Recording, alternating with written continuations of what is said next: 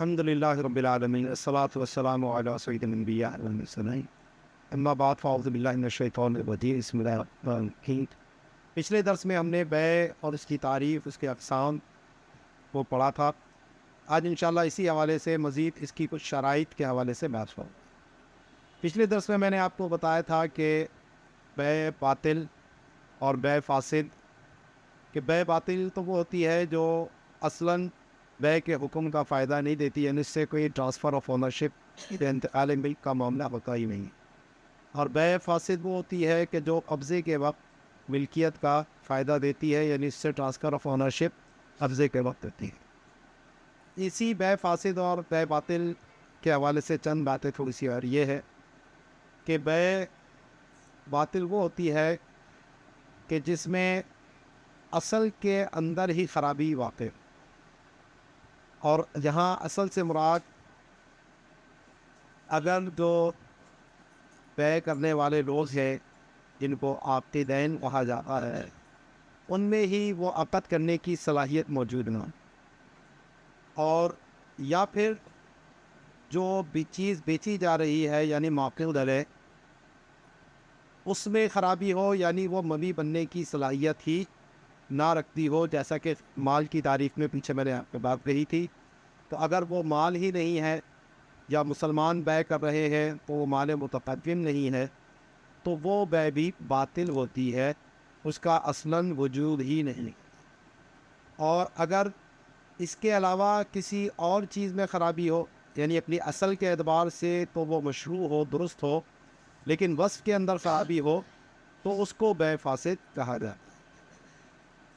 یاد رکھیے کہ بیع ایک عقد ہے، اور جب بھی ہم عقد کہتے ہیں تو اس سے مراد ایجاب اور قبول کا مجموعہ ہوتا ہے۔ تفوت بہت سارے ہیں، نکاح بھی ایک عقد ہے، اجارہ بھی عقد ہے، شراکت بھی ہے، مداربت بھی ہے۔ تو اسی طرح بیع بھی ایک عقد ہے۔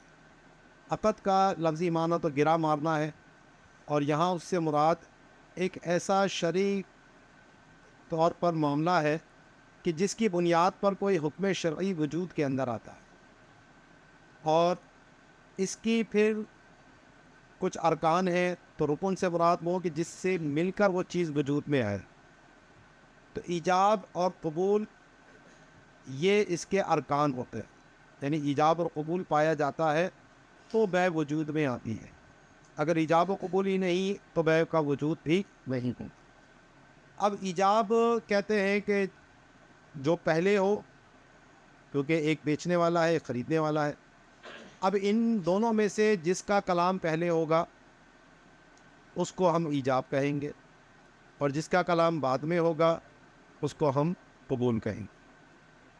تو یہ جب ایجاب و قبول پائے جاتے ہیں اور ان کے مابین ارتباط ہوتا ہے، تعلق ہوتا ہے، ایک دوسرے کے ساتھ جڑاؤ ہوتا ہے، تو پھر ایک حکم شرعی وجود کے اندر آتا ہے، جس کو انتقال ملک کے حوالے سے میں نے پچھلے درس میں بھی آپ کو بیان کیا تھا۔ تو جب ایجاب و قبول ہوتے ہیں، ان کے مابین ارتباط معنوی ہوتا ہے، تو پھر حکم شرعی جو ہے وہ اللہ کی طرف سے وجود میں آتا ہے۔ انسان کا کام صرف اس حد تک ہے کہ وہ ایجاب و قبول کر سکتا ہے، ان کے درمیان ارتباط کر سکتا ہے، لیکن حکم شرعی جو ہے وہ اللہ کی طرف سے وجود میں آتا ہے، کہ کسی کی ملکیت ہونا، اس سے ملکیت منتقل ہو کر دوسرے کے پاس جانا، یہ اللہ کی طرف سے ہوتا ہے، اور عند اللہ پھر وہ چیز انتقال ملک کے بعد مشتری کی ملکیت قرار پاتی ہے۔ یہاں تک تو بات بالکل واضح ہے۔ اب بیع کی کچھ شرائط ہے۔ شرط کا مطلب یہ ہوتا ہے کہ جو اس کی حقیقت سے تو خارج ہوتی ہے، لیکن اس چیز کے وجود کے لیے اس کا ہونا ضروری ہوتا ہے، کہ جس وقت یہ تمام شرائط پائی جائیں گی تو اس وقت بیع ہوگی۔ اگر اس شرائط میں سے کوئی بھی شرط موجود نہ ہو تو پھر وہ بیع منعقد نہیں ہوتی۔ اب یہاں جو بیع کی شرائط ہیں وہ 4 طرح کی ہیں۔ ایک ہے شرط انعقاد، دوسری ہے شرط نفاذ، تیسری ہے شرط صحت، اور چوتھا ہے شرط لزوم۔ ان چاروں میں کیا فرق ہے، ان کو سمجھنا بہت ضروری ہے۔ اس کی بنیاد پر ہی آگے کی باتیں آپ کو صحیح طور پر سمجھ میں آئیں گی۔ انعقاد کا معنی یہ ہے کہ عقد منعقد ہو گیا ہے، ایگزیکیوٹ ہو چکا ہے، عمل میں آ چکا ہے. تو اگر یہ شرائط پائی جائیں گی تو عقد وجود میں آئے گی. اگر ان میں سے ایک بھی شرط مفقود ہوگی تو عقد وجود میں ہی نہیں آئے گا، یعنی وہ بے باطل کے درجے میں چلی جائے گی، کیونکہ بے باطل جو ہوتی ہے وہ منعقد ہی نہیں ہوتی ہے. منعقد ہونے کے بعد صحیح ہے یا فاسد ہے یا نافذ ہے، ان تینوں میں سے پھر کوئی ایک قسم بنے گی. انعقاد پہلے ہوگا اور اس کے بعد پھر دیکھیں گے کہ یہ، جیسے میں نے 4 قسمیں آپ کو بتائی تھی، بے باطل ہوگی یا بے نافذ ہوگی یا بے موقوف ہوگی یا بے فاسد. تو منعقد ہونے کے لیے ان شرائط کا ہونا یہ ضروری ہے. ان میں سے کچھ کا تعلق تو عاقد سے ہے، یعنی جو ایجاب و قبول کرنے والے لوگ ہیں ان میں اس شرائط کا ہونا یہ ضروری ہے، تبھی عقد وجود میں آئے گا. اور کچھ کا تعلق نفس عقد سے ہے، اور کچھ کا تعلق مکان عقد سے ہے، اور کچھ کا تعلق معقود علیہ سے ہے. سب سے پہلے جو شرط عاقد ہیں وہ 2 ہیں. نمبر 1 عقل اور نمبر 2 عدد. یعنی جو ایجاب و قبول کر رہے ہیں وہ دونوں عاقل ہونے چاہیے، مجنون نہ ہو. کیونکہ جو مجنون ہے اس کے کلام کی کوئی حیثیت نہیں ہوتا، اس کو یہ اختیار نہیں ہے کہ وہ اس طرح کا کوئی تصرف کر سکے. اگر وہ ایسا تصرف کرتا ہے، اگر عقلی طور پر وہ، اس کی عقل سلامت نہیں ہے، تو اس کے ایجاب و قبول کی کوئی بھی حیثیت نہیں ہوگی. دوسرا کہ متعدد ہو، یعنی ایک ایجاب کرنے والا ہو، دوسرا قبول کرنے والا. ایسا نہیں ہو سکتا کہ ایک ہی بندہ ایجاب بھی کرے اور قبول بھی خود ہی کرے، اس کی کوئی حیثیت نہیں. تو پہلی شرط یہ ہے کہ عاقل ہو، یعنی عقل کے اعتبار سے دونوں کی عقل سلامت ہونی چاہیے. اس کے لیے بالغ ہونا شرط نہیں ہے. اگر کوئی ایسا بچہ ہے کہ جو بے کی سمجھ رکھتا ہے، اسے معلوم ہے کہ بے کیا ہوتا ہے، تو وہ اگر بے کرے گا تو وہ اس کی ولی کی اجازت پر موقوف ہوگا. ولی اجازت دے گا تو وہ بے کر سکتا ہے. یاد رکھیے کہ نابالغ جو بچہ ہوتا ہے، جو سمجھ والا ہو، اس کی جو تصرفات ہوتے ہیں وہ 3 طرح کے ہوتے ہیں. نمبر 1 جس میں صرف نفع کا ہی پہلو ہوتا ہے، نقصان کا پہلو نہیں ہے، جیسا کہ تحفہ قبول کرنا، تحفہ وصول کرنا. اس میں کوئی چیز آ تو رہی ہے، جا کچھ بھی نہیں رہا.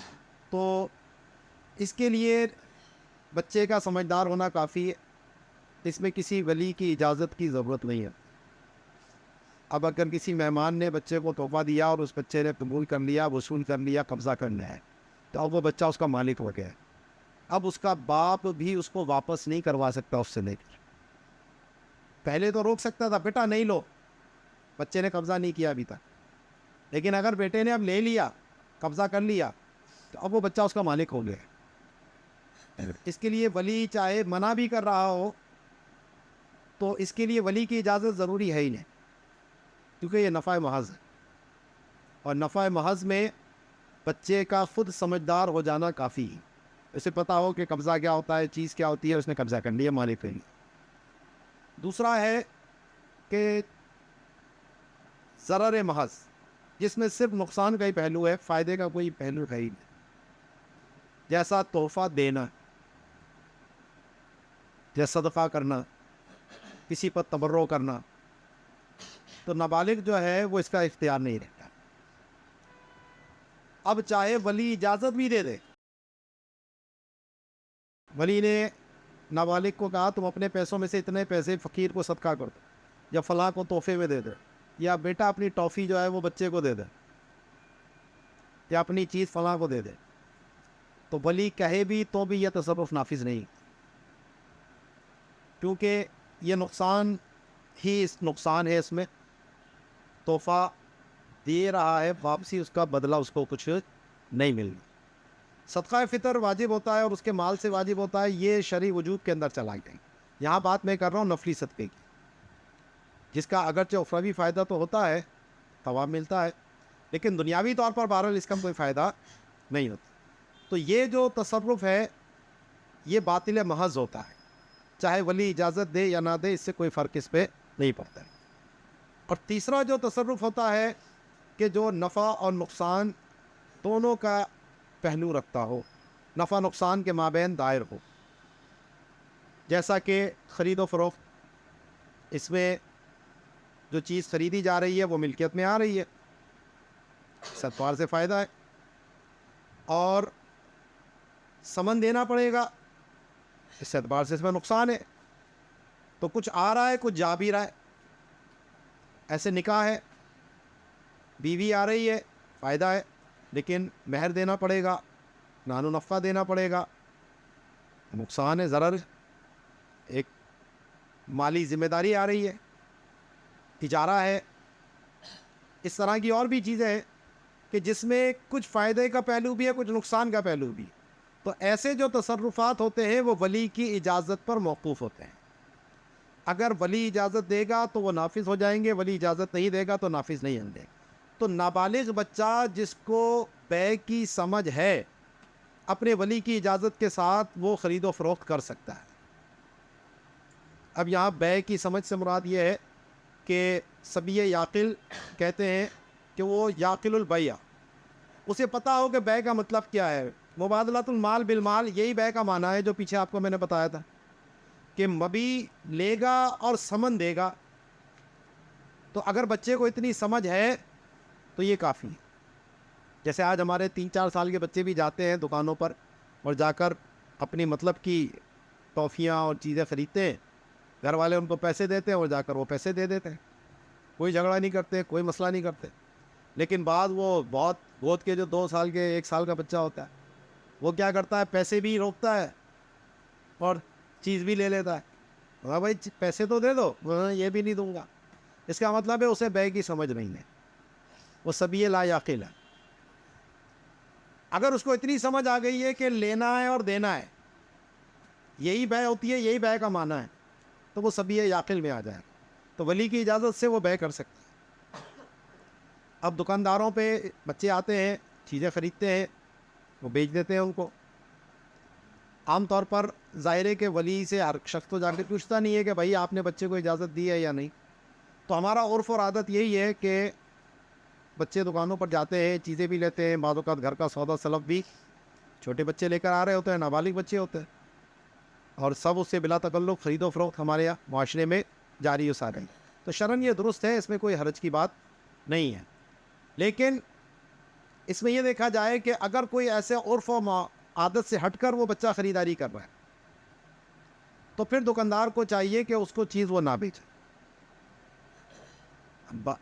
مثال کے طور پہ ایک بچہ ہے, روز 100 روپے کی چیز خریدتا ہے.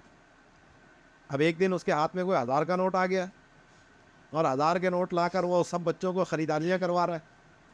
ہوتا ہے نا, باپ کا پیسہ 1000 کا نوٹ اس کو مل گیا کہیں سے, اور وہ اب چاہتا ہے کہ دکان پہ جا کر سارا 1000 کا نوٹ پورا اڑا دوں میں کسی طرح.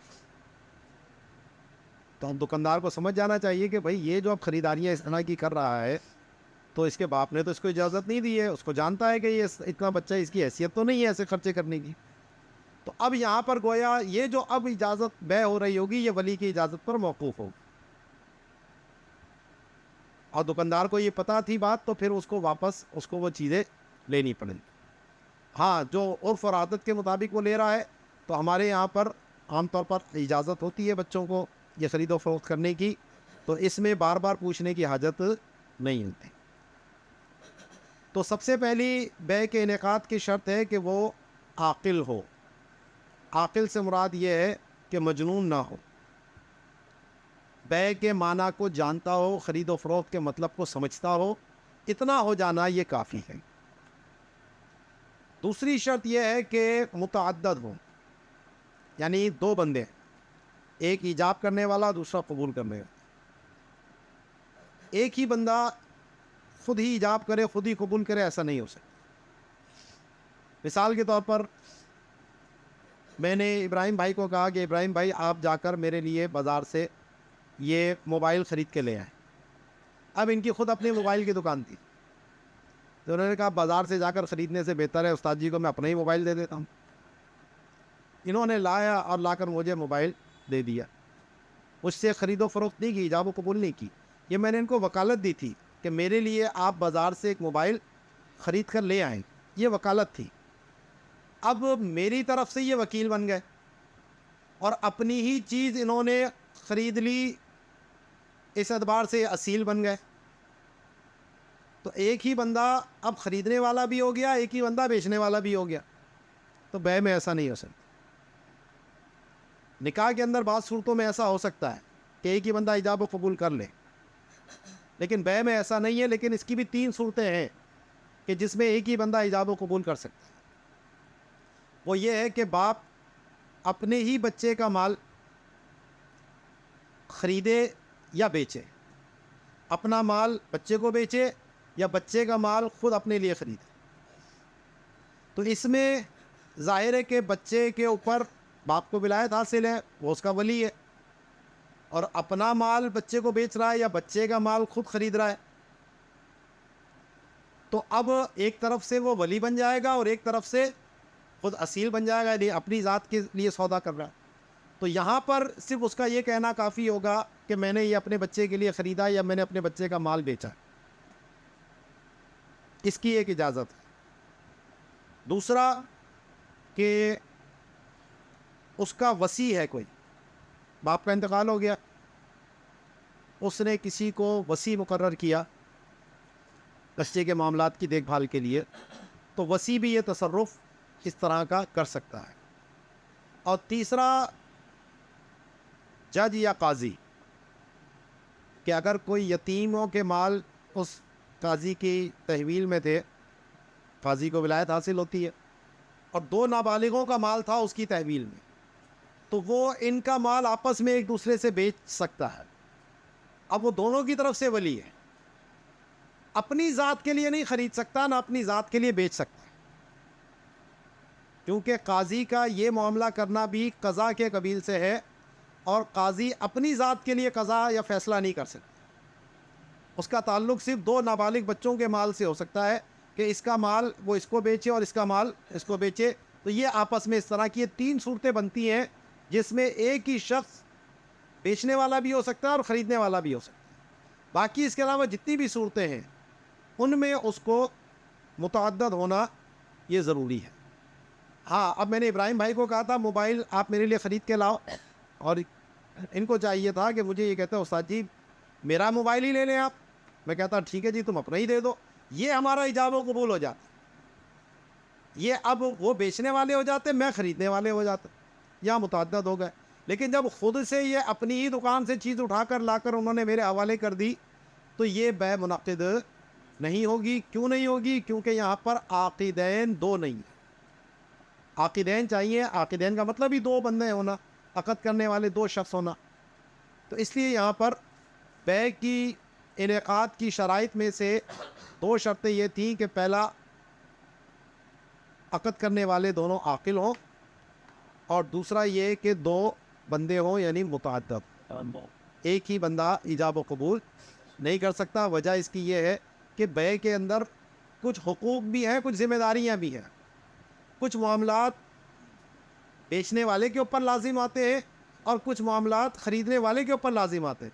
تو ایک ہی بندہ ذمہ داری اٹھانے والا بھی ہو اور ذمہ داری ادا کرنے والا بھی ہو, یہ نہیں ہو سکتا. اس وجہ سے یہاں پہ متعدد ہونا یہ ضروری ہے. تو مجنون کی بیع نہیں ہوگی. سبی لا یعقل یعنی اتنا ناسمجھ بچہ, اس کی بیع بھی منعقد نہیں ہوگی جو بیع کے معنی نہیں جانتا. اسی طرح جو وکیل ہے دونوں طرف سے, اس کی بیع بھی منعقد نہیں ہوگی. دوسرا 2 شرطیں ہو گئی. اب تیسری شرط ہے جس کا تعلق عقد سے ہے, وہ یہ ہے کہ ایجاب اور قبول دونوں ایک دوسرے کے موافق ہوں. ایجاب و قبول کیا ہے وہ میں نے آپ کو بتا دیا کہ جو بھی پہلا کلام ہوگا وہ ایجاب ہوگا, جو دوسرا کلام ہوگا وہ قبول ہوگا. تو ایجاب اور قبول جو ہے دونوں ایک دوسرے کے موافق ہونے چاہیے. مثلا میں نے کہا کہ جناب میں نے یہ موبائل آپ کو 10,000 کا بیچا, تو سامنے والا اب یہ کہے کہ میں نے 10,000 کا خریدے, تو یہ موافقت ہے کہ ایجاب 10,000 پر ہوا, قبول بھی 10,000 پر ہوا, تو یہ ایجاب و قبول ہو جائیں گے, منعقد ہو جائے گی پہلے. لیکن اگر ان میں موافقت نہیں ہے, مخالفت ہے, تو وہ بے منعقد نہیں ہوگی. میں نے کہا 10,000 کا بیچا, وہ کہتے ہیں میں نے 5,000 کا خریدا. اب بظاہر تو ایجاب و قبول دونوں پائے جا رہے ہیں, لیکن ایجاب 10,000 پہ تھا, قبول 5,000 پہ, تو یہ بے منعقد نہیں ہوگی. اب جو انہوں نے 5,000 کا کہا, یہ ایک نیا ایجاب ہو جائے گا. میں نے جو 10,000 کہتے ہیں وہ ایجاب باطل, ان کا کہا ہوا جو 5,000 کہا وہ ایجاب مانا جائے گا. اور اب اگر میں کہتا ہوں اچھا ٹھیک ہے 5,000 ہی دے دو, تو یہ قبول مانا جائے گا. تو ایجاب اور قبول میں اگر موافقت نہیں ہے تو وہ عقد بھی منعقد نہیں ہے. جتنے مبی پر ایجاب ہے, جتنے ثمن پر ایجاب ہے, جن شرائط کے تحت ایجاب ہے, وہ تمام قبول میں بھی اسی میں یکسانیت اور اتفاق ہونا چاہیے. مبی کی مقدار میں فرق آ جائے گا, ثمن میں فرق آ جائے گا. اسی طرح اگر بے معجل ہے یعنی ادھار پہ ہے اور اس کی ٹائمنگ ادائیگی کے اندر فرق آ جائے گا, تو یہ ایجاب و قبول میں اختلاف مانا جائے گا اور اس سے بھی بے منعقد نہیں ہوگی. تو یہ تیسری شرط ہماری یہ آ گئی انعقاد کے حوالے سے کہ وہ ایجاب اور قبول میں موافقت اور یکسانیت ہونی چاہیے.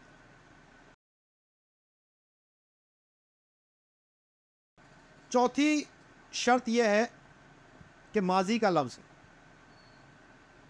کیونکہ یاد رکھیے کہ عقد جو ہے وہ انشاء کے قبیل سے. کلام کی دو قسم میں انشاء ہے, خبر ہے. خبر میں سچ اور جھوٹ کا احتمال ہوتا ہے, اس کے کہنے والے کو سچا جھوٹا کہا جا سکتا ہے. لیکن انشاء جو ہے اس میں سچ جھوٹ کا احتمال نہیں ہوتا, وہ تو 100% ہوتا ہی ہوتا ہے. تو بے جو ہے یہ عقد ہے, اور جتنے بھی عقود ہیں وہ سب انشاء کے قبیل سے تعلق رکھتے ہیں. اور اب اس انشاء کے لیے شریعت نے کوئی لفظ مخصوص نہیں کیا کہ جناب یہی لفظ ہوگا. تو اس کے لیے صرف ہر وہ لفظ چاہیے جو تحقق پر دلالت کرے کہ یہ معاملہ ہو چکا. تو ماضی کا لفظ جو ہے, کیونکہ گزشتہ زمانے کی بات ہے, میں نے خریدا, میں نے بیچا, یہ ماضی کی بات ہے نا. خریدا, خریدتا ہوں یہ حال ہو جائے گا, خریدوں گا یہ مستقبل ہو جائے گا. تو میں نے خریدا, میں نے بیچا, یہ ماضی کے الفاظ ہیں, تو ان سے بے منعقد ہو جائے گی. دوسرا, ہمارے اردو میں حال کا جو لفظ ہے,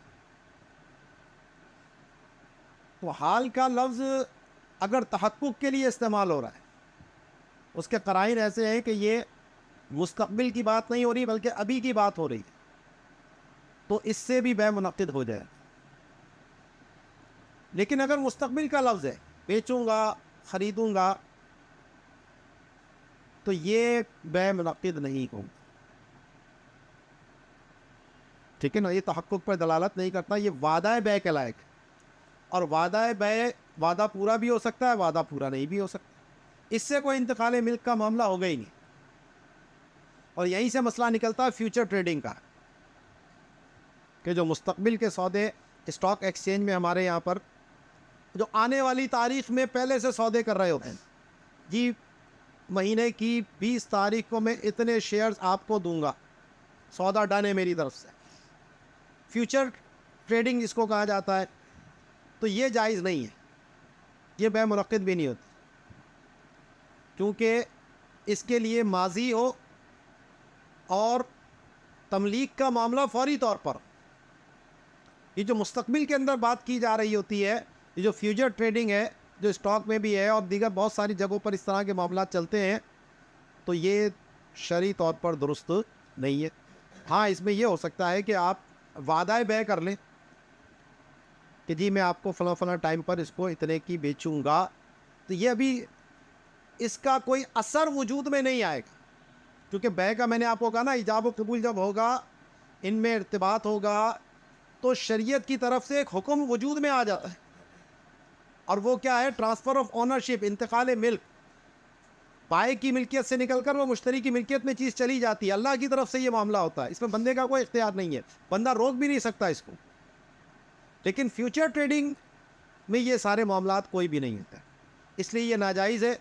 اور دوسری بات کہ اگر کرنا ہے تو اس کو وعدہ بیع کے طور پر کر سکتے ہیں کہ میں آپ کو بیچوں گا، خریدوں گا، اور پھر جب مستقبل کا معاملہ آئے تو پھر آپ ایجاب و قبول کر کے اس کی بیع کو نافذ یا انعقاد اس کا کر سکتے ہیں. براہ راست اس وعدے کی بنیاد پر کوئی ابھی اثر وجود میں نہیں آ رہا ہے. تو حال کا لفظ بھی ہو سکتا ہے، ماضی کا لفظ بھی ہو سکتا ہے، لیکن مستقبل کا لفظ نہیں ہو سکتا. پانچویں شرط اس اعتبار سے جس کا تعلق مکان سے ہے کہ ایجاب و قبول کے لیے اتحاد مجلس ضروری ہے. ایک ہے اتحاد مکان، ایک ہے اتحاد مجلس. مکان مثلاً یہ جگہ ہے جہاں ہم بیٹھے ہوئے ہیں، ہم سب کا مکان ایک ہے، اور اس وقت ہم ظاہر پڑھنے پڑھانے کے لیے بیٹھے ہوئے ہیں، تو یہ ہماری مجلس بھی ایک ہے. اب اسی مجلس میں پیریڈ ختم ہو گیا، چائے کھانے پینے کی چیزیں آ گئیں، تو ہم نے ریفریشمنٹ شروع کر ڈالی، کھانا پینا شروع کر دیا. تو اب یہ کھانے کی مجلس قرار پائے گی، اگرچہ ایک ہی جگہ پر موجود ہیں، اپنی جگہ سے کوئی نہیں ہلا، بیٹھے وہی ہیں، تو اتحاد مکان ہے لیکن اتحاد مجلس نہیں ہے. اسی طرح اتحاد مجلس ہو لیکن اتحاد مکان نہ ہو، یہ ممکن ہے. جیسے اس وقت آن لائن ہم پڑھ رہے ہیں، پڑھا رہے ہیں، میں یہاں پر موجود ہوں، آپ دوسری جگہ پر موجود ہیں، میری بات کو بیٹھ کر ہم کنیکٹ ہیں، ایک دوسرے سے بات چیت کر رہے ہیں، پڑھ رہے ہیں، سن رہے ہیں، تو ہماری مجلس تو ایک ہے لیکن مکان ایک نہیں ہے. تو اتحاد مجلس کے لیے مکان ایک ہو بھی سکتا ہے اور ایک نہیں بھی ہو سکتا. تو خرید و فروخت کے لیے اتحاد مجلس ضروری ہے ایجاب و قبول کے اندر، کہ جس مجلس میں ایجاب ہے قبول بھی اسی مجلس میں ہونا چاہیے. اگر مجلس تبدیل ہو گئی تو وہ ایجاب باطل ہو جائے گا، اگر اسی مجلس میں پایا گیا تو قبول ہو جائے گا. تو اسی سے مسئلہ نکلا اتحاد مجلس کی. جب ہمیں بات سمجھ میں آ گئی کہ اتحاد مجلس کے لیے مکان ایک ہونا ضروری نہیں ہے، تو آج جو جدید کمیونیکیشن کے ٹولز ہیں ان کے ذریعے بھی خرید و فروخت ہو سکتی ہے، اور ہو رہی ہے ہمارے معاشرے میں. پہلے مسئلہ تھا ٹیلی فون کے ذریعے بیع ہوتی تھی، آج تو آن لائن بڑے بڑے کاروبار ہو رہے ہیں، ایجاب و قبول اسی کے ذریعے کیے جا رہے ہیں. تو اس میں شرعی طور پر کوئی حرج نہیں ہے. ایجاب اور قبول آپ ای میل کے ذریعے بھی کر سکتے ہیں، ای میل کا معاملہ خط کے قائم مقام آ جائے گا. اسی طرح ویڈیو کالز کے ذریعے، آڈیو کالز کے ذریعے، میسج کے ذریعے، میسج کی حیثیت وہی خط کی آ جائے گی. تو ان تمام ذرائع سے آپ ایجاب اور قبول کر سکتے ہیں. ایجاب و قبول کے لیے ضروری نہیں ہے کہ آمنے سامنے بیٹھ کر ہی ہو، ایک ہی جگہ پر بیٹھ کر. اس کے لیے یہ تو اتحاد مکان کی بات آ گئی، اتحاد مکان ضروری نہیں ہے، اتحاد مجلس ضروری ہے. ہاں اگر مجلس تبدیل ہو جائے تو پھر وہ بیع منعقد ہی نہیں. ٹھیک ہے جی، اتنی بات سمجھ میں آ گئی. اچھا، اب جو چیز بیچی جا رہی ہے مافود علیہ، جس کے اوپر عقد ہو رہا ہے، اس کے لیے 6 چیزوں کا ہونا ضروری ہے. 5 چیزیں میں نے ابھی بتا دی آپ کو، یعنی 5 شرطیں تھیں، 6 اس میں ہیں، تو یہ 6 اور 5 11 شرطیں ہو جائے گا. ان میں سب سے پہلی کیا ہے کہ وہ چیز موجود ہو. پیچھے میں نے عین کی، آپ کو اگر کل کی بات میری یاد ہو کہ مال کے لیے میں نے سب سے پہلے کیا کہا تھا؟ عین. عین کیا ہے؟ جس کا خارج میں وجود ہو. تو معقود علیہ کے لیے سب سے پہلی چیز ہی یہ ہے کہ وہ موجود ہو، خارج میں اس کا وجود پایا جاتا ہو. اگر وہ موجود ہی نہیں ہے تو اس کی بے نہیں ہو سکتی، سوائے دو صورتوں، ایک بے سلم کے طور پر اور ایک بے استثناء کے طور پر. یہ دو ایسی چیزیں ہیں کہ جس کا وجود نہ ہو اس کو ہم کہتے ہیں معدوم، اس کا وجود ہی نہیں ہے. تو معدوم کی بے باطل ہوتی ہے. اگر کسی نے معدوم کی بے کر ڈالی تو اس سے کوئی انتقال ملک کا معاملہ ہوتا ہی نہیں، سوائے دو صورتوں کے. ایک ہے بے سلم اور دوسرا ہے بے استثناء.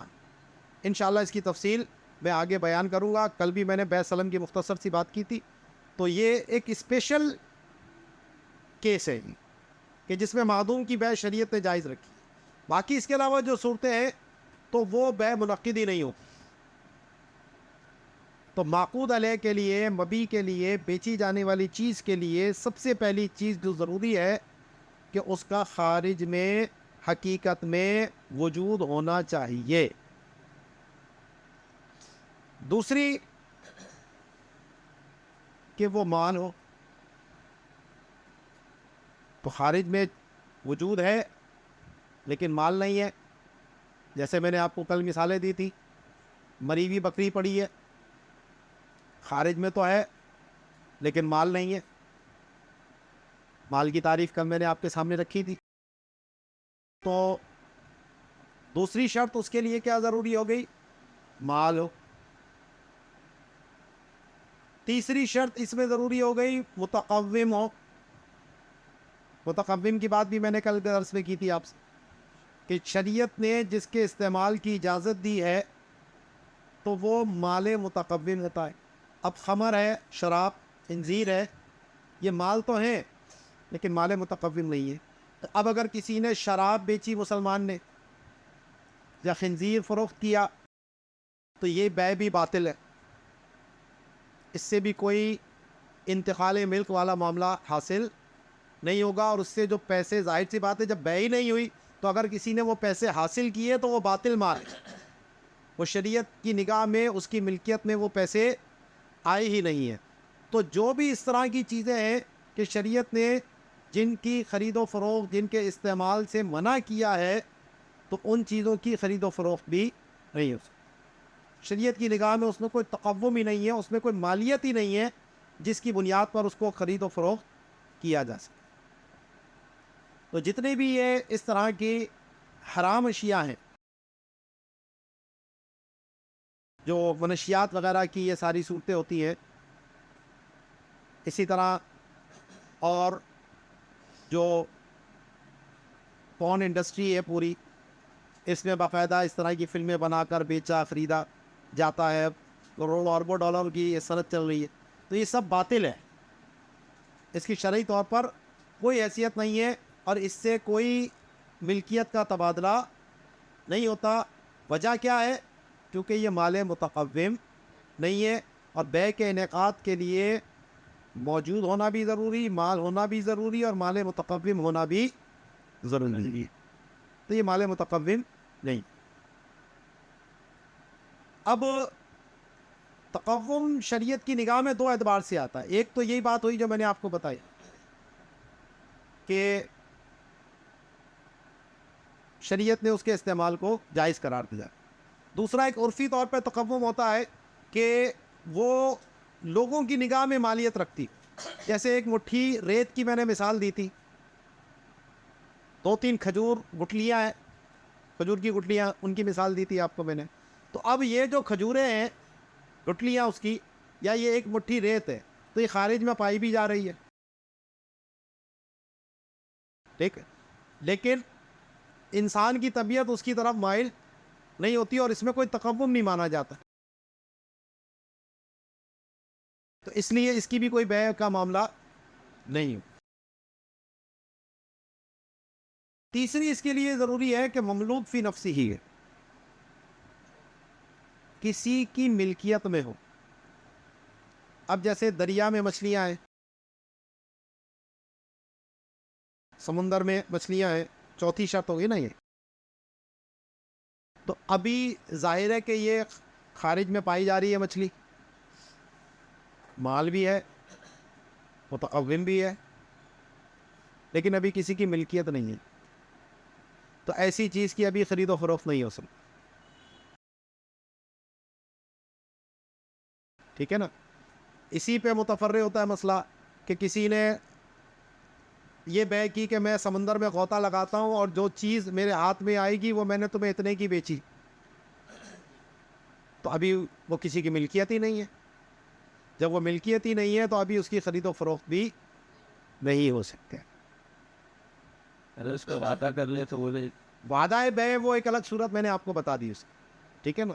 لیکن یہ بیچ دیا، ڈن ہو گیا سودا، تو یہ ابھی اس کی جب ملکیت ہی کسی کی نہیں ہے تو ابھی کیسے اس کو فروخت کیا جا سکتا؟ تو مملوک فی نفسی ہی ہو، یعنی کوئی نہ کوئی اس چیز کا مالک ہونا چاہیے. یہ چوتھی شرط ہوگی معقود علیہ کی. اور پانچویں شرط ہے کہ ملکیت جو ہے اگر وہ اپنے لیے بیچ رہا ہے تو بیچنے والا اس کا مالک ہو. اگر وہ اس چیز کا مالک ہی نہیں ہے،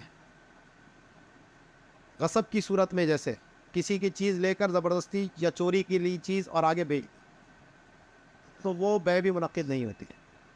آج کل نا موبائل چوری کے بک رہے ہوتے ہیں دکانوں پہ، خریدنے والے کو بھی پتا ہے چوری کا مال لا کے بیچ رہا ہے. 50,000 کا موبائل وہ 10,000 روپے میں دے کے جا رہا ہے. تو دکاندار کو سب پتا ہوتا ہے کہ یہ اگر اس کا اپنا خریدا ہوا مال ہوتا تو یہ 50 کی چیز 10,000 میں کیوں دے کے جاتا ہے. گاڑی کی بیٹریاں چوری ہوتی ہیں، وہ کباڑی لے کر خرید رہے ہوتے ہیں، دکھ رہا ہے بالکل نئی بیٹری ہے، صحیح سلامت ہے، اور یہ آ کر بیچ رہا ہے، تو ظاہر ہے جس کی اپنی ملکیت میں ہوگی وہ کائے کو ایسی اچھی بیٹری بیچے گا، وہ بھی لے رہا ہے.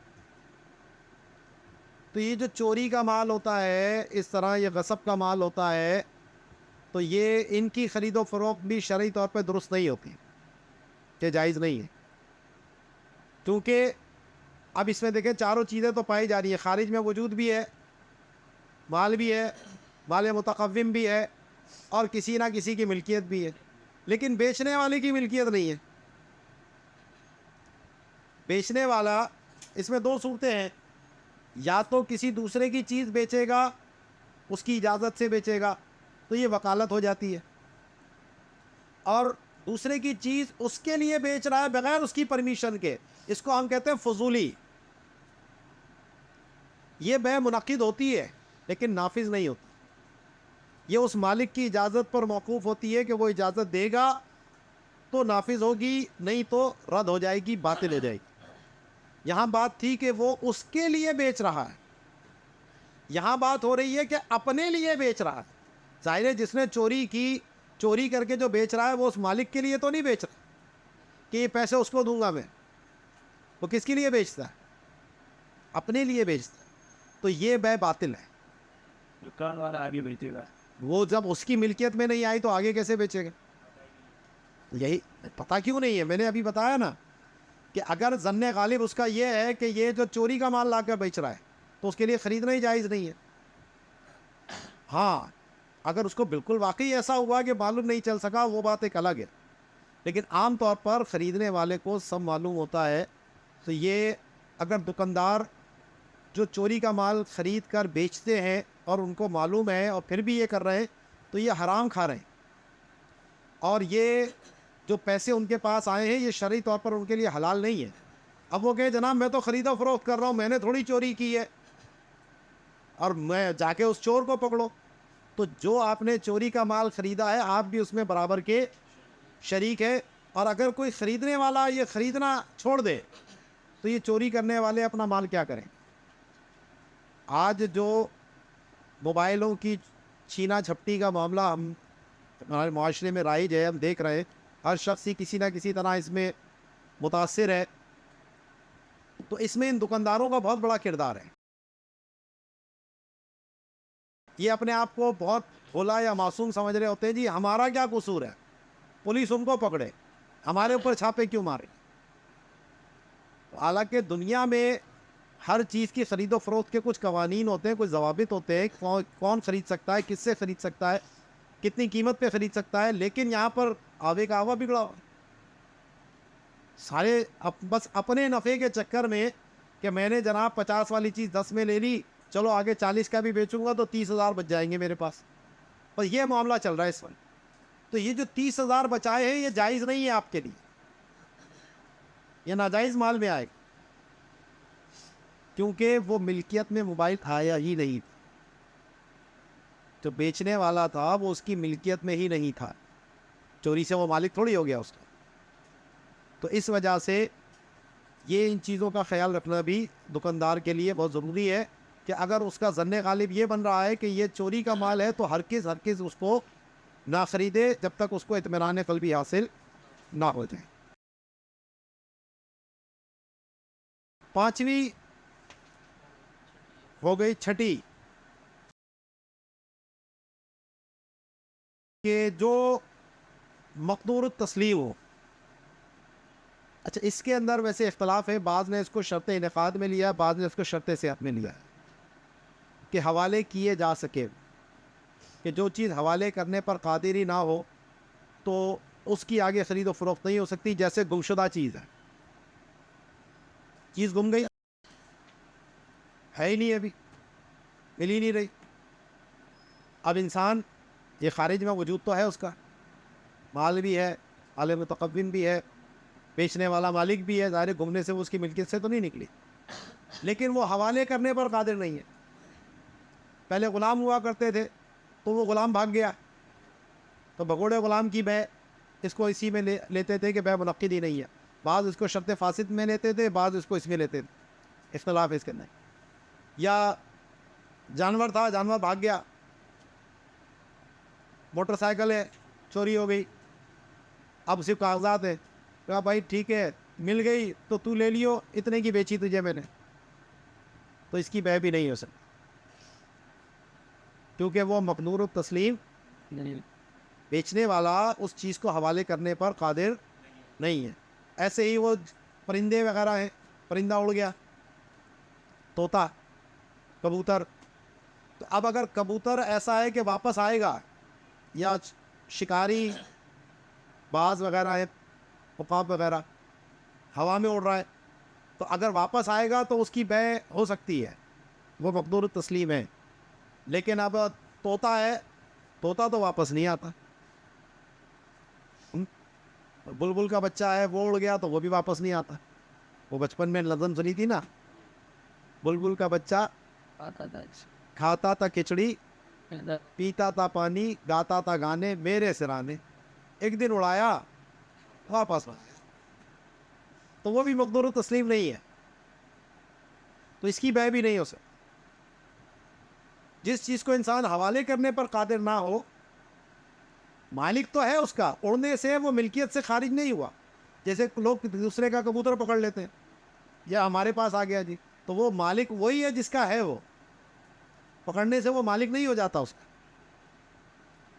ملکیت ختم نہیں ہوتی اس سے, ٹھیک ہے نا.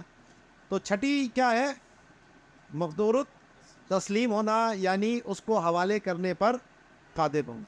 تو 6 یہ ہو گئی, اور 5 میں نے آپ کو پہلے بیان کی, تو یہ ٹوٹل ہو گئی 11. تو یہ 11 شرائط پائی جائیں گی تو بے منعقد ہوگی, اور اگر ان میں سے ایک بھی شرط مفقود ہے تو وہ بے منعقد ہی نہیں, تو یعنی وہ بے باطل ہو. اس میں انتقال ملک والا کوئی معاملہ ہوگا ہی نہیں. تو یہ آج ہم نے 11 شرطیں پڑھی ہیں, جس میں ایجاب و قبول کے حوالے سے بھی ہے, عقد کے حوالے سے بھی ہے, اتحاد مجلس کیا ہے, اتحاد مکان کیا ہے, اس کو ہم نے دیکھا. پھر جو چیز بیچی جا رہی ہے اس کے اندر کیا کوالٹیز اور کیا کیا خصوصیات کا ہونا ضروری ہے. تو یہ 11 شرطیں ہم نے آج پڑھی ہیں, جس کا تعلق شرط انعقاد سے ہے. باقی انشاءاللہ اگلے درس میں شرط نفاذ کیا ہے اور شرط صحت کیا ہے, اس کے اوپر کل گفتگو کریں.